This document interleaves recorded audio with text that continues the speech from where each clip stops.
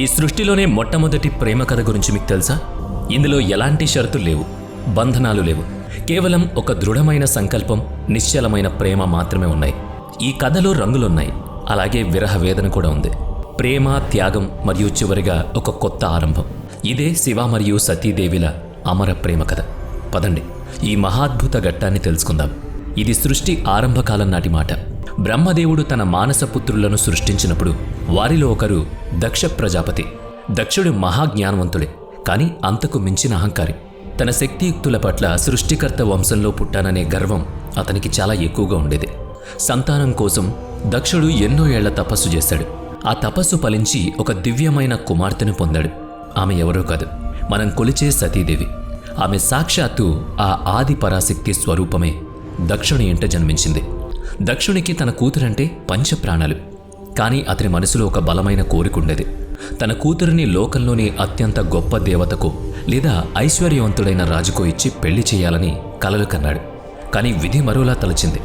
దక్షుడు కోరుకున్నట్లు ఆ వైభవం వైపు కాకుండా వైరాగ్యానికి నిలువుటద్దమైన ఆ పరమేశ్వరుడి వైపే సతీదేవి మనసు మళ్ళింది. చిన్నప్పటినుంచి ఆమెకు అలంకరణలు, రాజభోగాలంటే ఆసక్తి ఉండేది కాదు. ఋషులు శివుడి గొప్పతనాన్ని వర్ణిస్తుంటే ఆమె మైమరిచిపోయేది. శ్మశానంలో నివసిస్తూ ఒంటి నిండా భస్మం పూసుకుని పాములను ఆభరణాలుగా ధరించే శివుణ్ణి చూసి లోకం భయపడొచ్చు. కానీ సతీదేవికి మాత్రం ఆ రూపమే తన సర్వస్వంగా మారింది. ఆ ఆకర్షణే భక్తిగా, ఆ భక్తే చివరకు గాఢ ప్రేమగా మారింది. సతీదేవికి ఇప్పుడు ఒకే ఒక్క లక్ష్యం, శివుణ్ణి తన భర్తగా పొందడం. కానీ దక్షుడికి ఈ విషయం తెలిసినప్పుడు అగ్నిలా మండిపడ్డాడు. అతని దృష్టిలో శివుడు కేవలం అడవుల్లో తిరిగే ఒక జోగి మాత్రమే. తన స్థాయికి తగ్గట్టుగా ఒక గొప్పవాణ్ణి పెళ్లి చేసుకోమని దక్షుడు నచ్చజెప్పాడు. కానీ సతీదేవి అప్పటికే నిర్ణయించుకుంది. ఆమెకు ధనం, పదవి అక్కర్లేదు. ఆమెకు కావాల్సిందల్లా ఆ శివపరమాత్ముడు. సన్యాసంలోనూ మౌనంలోనూ పరిపూర్ణుడైన ఆ పరమ పురుషుణ్ణి పొందడమే సతీదేవి లక్ష్యం. దీనికోసం ఆమె కఠోర తపస్సును ఆరంభించింది. పర్వత గుహల్లో ప్రచండమైన గాలి మరియు వర్షం మధ్య ఆమె ఆహారాన్ని కూడా త్యజించింది. ఆమె నేల మీద కూర్చుని నిద్ర లేకుండా కేవలం శివ ధ్యానంలోనే ఉంటూ రోజులు, వారాలు, నెలల తరబడి తపస్సు చేసింది. ఒక సాధారణ కన్య ఇంతటి కఠోర తపస్సు ఎలా చేయగలదని దేవతలు సైతం ఆశ్చర్యపోయారు.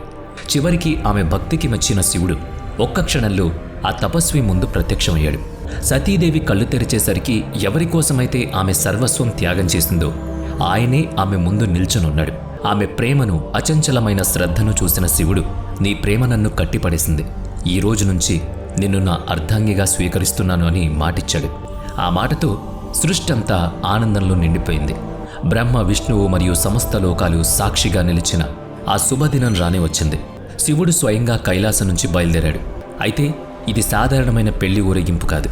ఇందులో భూత, ప్రేత, పిశాచాలు, నాగులు మరియు యోగులు అందరూ ఉన్నారు. ఒంటి నిండా భస్మం, జడలో గంగ, మెడలో నాగు. నందిని అధిరోహించిన శివుణ్ణి చూసి అక్కడ స్త్రీలందరూ భయపడ్డారు. కానీ సతీదేవి ముఖంలో మాత్రం గర్వం తోణికిసలాడింది. ఎందుకంటే ఆయన వైభవానికి కాదు, సత్యానికి ప్రతిరూపం. ఆ వివాహంలో రాజసం లేకపోయినా అద్భుతమైన దైవత్వం ఉంది. స్వయంగా బ్రహ్మదేవుడు మంత్రాలు పఠించగా విష్ణుమూర్తి కన్యాదానం చేశాడు. ఇది కేవలం ఇద్దరి కలయిక కాదు, శివ మరియు శక్తి అనే రెండు సృష్టి మూలకాల కలయిక. కానీ ఇంతటి గొప్ప వివాహంలో ఒక లోటు ఉండిపోయింది. సతీదేవి తండ్రి దక్ష ప్రజాపతి అక్కడికి రాలేదు. కనీసం ఆశీర్వాదం కానీ, సందేశం కానీ పంపించలేదు. దక్షుడికి ఈ వివాహం ఒక అవమానం, తన అహంకారానికి ఒక సవాల్. ఈ కలయికను అతను ఏమాత్రం అంగీకరించలేకపోయాడు. సరిగ్గా ఇక్కడే ఒక విపత్తుకు బీజం పడింది. అదే భవిష్యత్తులో ఒక మహాయజ్ఞాన్ని దహించి వేయబోతోంది. సమయం నెమ్మదిగా గడుస్తోంది. ప్రకృతి ఒడిలో కైలాస పర్వతం మీద శివ, సతీదేవులు తమ వైవాహిక జీవితాన్ని అత్యంత ఆనందంగా, శాంతియుతంగా గడుపుతున్నారు. అక్కడ మందాకిని నది, చల్లని గాలులు వారి అద్భుతమైన ప్రేమకు సాక్ష్యాలుగా నిలిచాయి. కానీ మరోవైపు రాజా దక్షుడి మనస్సులో మాత్రం ప్రశాంతత లేదు. సతీదేవి శివుణ్ణి పెళ్లి చేసుకోవడాన్ని అతను జీర్ణించుకోలేకపోతున్నాడు. ఎవరైనా శివుడి గొప్పతనాన్ని పొగుడుతుంటే చాలు దక్షుడికి కోపం కట్టలు తెంచుకునేది. శివుడు తన కూతురిని మాయ చేసి పెళ్లి చేసుకున్నాడని అతని నమ్మకం. తన హోదాను, గొప్పతనాన్ని లోకానికి చాటి చెప్పాలన్న అహంకారంతో దక్షుడు ఒక నిర్ణయం తీసుకున్నాడు. అదే ఒక భారీ యజ్ఞాన్ని నిర్వహించడం. అది సాదాసీదా యజ్ఞం కాదు, అంగరంగ వైభవంగా ఏర్పాట్లు మొదలయ్యాయి. ఈ యజ్ఞానికి సమస్త దేవతలు, ఋషులు, సిద్ధులు, చివరకు బ్రహ్మ, ఇంద్రులతో పాటు అందరికీ ఆహ్వానాలు వెళ్ళాయి. కానీ ఆ జాబితాలో ఒకే ఒక్క పేరు లేదు. అదే మహాదేవుడు శివుణ్ణి పిలవకపోవడం పొరపాటు జరిగిందని కాదు, దక్షుడు కావాలని చేసిన అవమానం అది. శ్మశానంలో నివసిస్తూ ఒంటి మీద బట్టలు కూడా సరిగా లేని ఆ జోగిని పిలవడం తన స్థాయికి తగదని దక్షుడి అహంకారం అడ్డు చెప్పింది. యజ్ఞం గురించి లోకమంతా చర్చించుకుంటుండగా సతీదేవికి కూడా ఈ విషయం తెలిసింది. అమ్మా, మీ నాన్నగారు విశ్వమంతా మెచ్చేలా ఒక మహాయజ్ఞం చేస్తున్నారు అని ఎవరో చెప్పగా ఆమె గుండె కరుక్కుమంది. తండ్రి అంత పెద్ద కార్యం చేస్తూ తనకు చెప్పలేదేంటా అని ఆమె నమ్మలేకపోయింది. ఏదో ఒక కబురు వస్తుందేమో అని ఆశగా ఎదురుచూసింది. కానీ శివుణ్ణి తనని కావాలని పిలవలేదని అర్థమైంది ఆమెకు. ఒక పక్క తండ్రి మీదున్న ప్రేమ, మరోపక్క భర్త గౌరవం, ఈ రెండిటి మధ్య ఆమె నలిగిపోయింది. చివరకు శివుడి దగ్గరకు వెళ్ళి, స్వామి, మనం ఆ యజ్ఞానికి వెళదాం. బహుశా ఆహ్వానం పంపకపోవడం మర్చిపోయారేమో, నేను వెళితే అంతా సర్దుకుంటుంది అని ప్రాధేయపడింది. శివుడు ఆమె వంక దీర్ఘంగా చూశాడు. ఇది మతిమరుపు వల్ల జరిగింది కాదని ఆయనకు తెలుసు. చాలా ప్రశాంతంగా కానీ గంభీరంగా ఇలా అన్నాడు, దేవి, మనకు గౌరవం లేని చోటకి మన ఆత్మాభిమానాన్ని చంపుకుని వెళ్ళడం వ్యర్థం. అది యజ్ఞం కాదు, కేవలం క్రోధం మరియు అహంకారంతో రగులుతున్న మంట. నువ్వు అక్కడికి వెళ్ళకూడదు అని అన్నారు. సతీదేవి మనసులో సంఘర్షణ ఆగలేదు. తండ్రికి భర్తకి మధ్య నలుగుతూనే ఉంది. అప్పుడు, ప్రభు, నేను కేవలం ఒక కూతురిగా అక్కడికి వెళతాను. నాన్నతో మాట్లాడితే ఆయన మనసులోని విషం దిగిపోతుందేమో అని ప్రాధేయపడింది. శివుడు అయిష్టంగానే అనుమతిచ్చాడు. ఎలాంటి సైన్యం లేకుండా, స్వాగత సత్కారాలు ఆశించకుండా, కేవలం తండ్రి ప్రేమను కోరుతూ ఆమె కైలాసం నుంచి ఒంటరిగా బయలుదేరింది. యజ్ఞశాలకు చేరుకోగానే తన తండ్రి కళ్ళల్లో ప్రేమ కనిపిస్తుందని, ఆప్యాయంగా పలకరిస్తారని సతీదేవి ఎంతో ఆశపడింది. కానీ లోపలికి వెళ్ళగానే భయంకరమైన నిశ్శబ్దం ఆమెను స్వాగతించింది. ఎవ్వరూ ఆమెను పలకరించలేదు, కనీసం కూర్చోమనలేదు. అక్కడున్న దేవతల కళ్ళల్లో నిస్సహాయత తప్ప మరొకటి లేదు. సతీదేవి ధైర్యం చేసి తండ్రిని అడిగింది, నాన్నగారు, మీ కూతురు ఈ పవిత్ర యజ్ఞంలో పాల్గొనడం మీకు ఇష్టం లేదా? దానికి దక్షుడు వెటకారంగా నవ్వి, ఏ రోజైతే ఆ శ్మశానంలో తిరిగేవాడిని పెళ్లి చేసుకున్నావో ఆ రోజే నువ్వు నా కూతురువి కాకుండా పోయావు అని అన్నాడు. దక్షుడి ప్రతి మాట శివుడి గుండెల్లో గుచ్చే విషపు బాణంలా మారింది. ఇది కేవలం తన అవమానం కాదు, సమస్త సృష్టికి ఆధారమైన శివుడికే జరిగిన అవమానం. సతీదేవి కళ్ళల్లో నీళ్లున్న, గొంతులో అగ్ని రగులుతోంది. సభ వైపు తిరిగి గర్జించింది, మీరంతా ఇక్కడ ధర్మం గురించి మాట్లాడుతున్నారు, కానీ శివుడు లేనిదే అసలు యజ్ఞమే జరగదని మర్చిపోయారా? మీరు ఎవరినైతే శ్మశానవాసి అని హేళన చేస్తున్నారో ఆయనే కాలానికి అతీతుడు. ఆయన ధరించే భస్మం పేదరికం వల్ల కాదు, మోహాన్ని కాల్చివేసే యజ్ఞానికి చిహ్నం అని సతీదేవి నిలదీసింది. ఆమె ఆవేశానికి సాక్షాత్తు దేవతలు వణికిపోయారు. సభ మారుమోగింది. కానీ సతీదేవి హృదయం అప్పటికే ముక్కలైంది. నా భర్త నిందలు విన్న ఈ శరీరం ఇంక నాకొద్దు, ఇది ఈ ప్రపంచానికి అనర్హం అని ఆమె నిర్ణయించుకుని దేవతలు ఆమెను ఆపాలని చూసినా ఆమె అప్పటికీ ఒక స్త్రీలా లేదు, సాక్షాత్తు అగ్నిగోళంలా మారింది. కళ్ళు మూసుకుని శివుని స్మరిస్తూ ప్రశాంతమైన ముఖంతో ఆమె మండుతున్న అగ్నిగుండంలో దూకి ఆత్మాహుతి చేసుకుంది. సతీదేవి ఆత్మత్యాగం ఆ యజ్ఞశాలకే కాదు, సృష్టిని మొత్తం కుదిపేసింది. ఆ అగ్ని నుంచి ఇప్పుడు ఒక ప్రళయం పుట్టబోతోంది.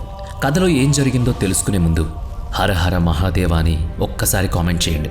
కైలాసంలో భయంకరమైన నిశ్శబ్దం. ఎప్పుడైతే సతీదేవి అగ్నిలో కలిసిపోయిందన్న వార్త శివుడి చెవిని పడిందో ఆయన గుండెలో ప్రళయం మొదలైంది. కళ్ళల్లో వేదన, మనసులో శూన్యం, ఆత్మలో ఆగ్రహం. ఆయన కళ్ళు రక్తంలా ఎర్రబడ్డాయి. ఆ ఆగ్రహంతో శివుడు తన జటాజూటం నుంచి ఒక జడను తీసి బలంగా నేలకేసుకొట్టాడు. ఆ దెబ్బకు భూమి బద్దలైంది. ఆ క్రోధం నుంచి ఒక మహాభయంకరమైన శక్తి ఉద్భవించింది. అతడే వీరభద్రుడు. వీరభద్రుడు సామాన్య యోధుడు కాదు, శివుడి రుద్రరూపానికి ప్రతిరూపం. నిప్పులు కక్కుతున్న శరీరం, కళ్లల్లో పగ, చేతిలో ఖడ్గంతో అతను అడుగు వేస్తుంటే సృష్టి సమతుల్యత దెబ్బతింది. ప్రచండ వేగంతో వీరభద్రుడు దక్షయజ్ఞం వైపు దూకాడు. అతను వెడుతున్న దిశలో భూమి కంపించింది. దారులన్నీ మంటలు చెలరేగాయి. యజ్ఞశాలకు చేరుకోగానే అక్కడ చిమ్మ చీకటి. అడ్డు వచ్చిన యజ్ఞ వేదాలను ధ్వంసం చేస్తూ ముందుకు సాగాడు. అతని కళ్ళల్లో ఒకే లక్ష్యం ఉంది, దక్షుడు. వీరభద్రుణ్ణి ఆపడం ఎవ్వరి వల్ల కాలేదు. అతని ప్రతి అడుగులో శివుడి శాపం, ప్రతి గర్జనలో సతీదేవి ఆవేదన ఉన్నాయి. చివరికి దక్షుడి ముందు నిలబడ్డాడు. అప్పటికి దక్షుడు అహంకారంతో, నేను యజ్ఞకర్తను, నన్ను ఎవరూ ఏం చేయలేరు అని అరిచాడు. వీరభద్రుడు అతని కళ్ళల్లోకి చూసి, నువ్వు తండ్రి అని పిలిపించుకోవడానికి అనర్హుడివి అంటూ, ఏ అగ్నిలోనైతే ధర్మాన్ని కాల్చావు అదే అగ్నిలో నిన్ను భస్మం చేస్తానన్నాడు. మరుక్షణం ఒక్క వేటుతో దక్షుడి శిరస్సును ఖండించాడు. దక్షుడి అహంకారం అణిగిపోయింది. సభ అంతా నిశ్శబ్దం అలుముకుంది. యజ్ఞగుండంలోని అగ్ని ఆరిపోయింది. అక్కడ మిగిలింది కేవలం బూడిద మాత్రమే. అది కేవలం బూడిద కాదు, అహంకారం, అధర్మం మరియు అవమానానికి చివరి రూపం. వీరభద్రుడు తన పని పూర్తి చేసి, కానీ అసలైన కథ ఇప్పుడే మొదలైంది. శివుడు యజ్ఞశాలకు చేరుకుని సతీదేవి కాలిన శరీరాన్ని చూసినప్పుడు సాక్షాత్తు కాలమే కంటతడి పెట్టింది. వణుకుతున్న చేతులతో శివుడు ఆమెను ఎత్తుకున్నాడు. ఆ మహాదేవుడి కళ్ళల్లో కన్నీళ్లాగలేదు. సతీదేవి మృతదేహాన్ని భుజాన్న వేసుకుని శివుడు బ్రహ్మాండమంతా తిరగడం మొదలుపెట్టాడు. ఆయన విరహవేదన చూసి సృష్టి భయపడింది. సమతుల్యత దెబ్బతింది. శివుడి శోకం ఇలాగే కొనసాగితే ప్రళయం రావడం ఖాయమని దేవతలు భయపడ్డారు. సృష్టిని కాపాడమని దేవతలంతా విష్ణువుని వేడుకున్నారు. అప్పుడు విష్ణువు తన సుదర్శన చక్రాన్ని ప్రయోగించాడు. ఆ చక్రం సతీదేవి శరీరాన్ని ఖండఖండాలుగా చేసింది. ఇది సృష్టి క్షేమం కోసం తప్పలేదు కాబట్టి శివుడు కూడా అడ్డుకోలేకపోయాడు. సతీదేవి శరీర భాగాలు ఎక్కడైతే పడ్డాయో అక్కడ దివ్యమైన శక్తి ఆవహించింది. అవే ఈరోజు మనం కొలిచే శక్తిపీఠాలు. ఇవి సాధారణ ఆలయాలు కాదు, శివసతుల అమర ప్రేమకు సాక్ష్యాలు. ఒకచోట అమ్మవారి కళ్ళు, మరో చోట హృదయం, ఇంకో చోట పాదాలు. ఇలా ఒక్కో భాగం పడిన ఒక్కో చోట ఒక్కో రూపంలో అమ్మవారు వెలశారు. ఇవే ఈరోజు మనం దర్శించుకునే కామాఖ్య, వైష్ణోదేవి, జ్వాలాముఖి మరియు తారాపీఠ్ వంటి పుణ్యక్షేత్రాలు. చివరికి శివుడు హిమాలయాలకు చేరుకుని ఒక రాయిలా మౌనంగా మారిపోయాడు. కొన్ని యుగాల పాటు ఘోరమైన తపస్సులో సమాధిలో ఉండిపోయాడు. ఆయన మనసులో మాట లేదు, కదలిక లేదు. కేవలం సతీదేవి జ్ఞాపకాలు మాత్రమే ఉండేవి. కానీ ప్రేమ కథలు అంతం కావు, అవి రూపాంతరం చెందుతాయంతే. సతీదేవి త్యాగం నుంచి పుట్టిన ఆ ప్రేమ అగ్ని ఇప్పుడు పార్వతీ రూపంలో మళ్లీ చిగురించబోతోంది. ఇది ముగింపు కాదు, ఇది శివపార్వతుల సరికొత్త ప్రేమ కథ, ఒక యుగానికి నాంది. వీడియో నచ్చితే లైక్ చేయండి, షేర్ చేయండి. ఇప్పటి వరకు మన ఛానల్ని సబ్స్క్రైబ్ చేయనట్లయితే ఇప్పుడే సబ్స్క్రైబ్ చేసుకుని పక్కనే ఉన్న బెల్ ఐకాన్పై క్లిక్ చేయండి. నెక్స్ట్ వీడియోలో మళ్ళీ కలుద్దాం. Thanks for watching.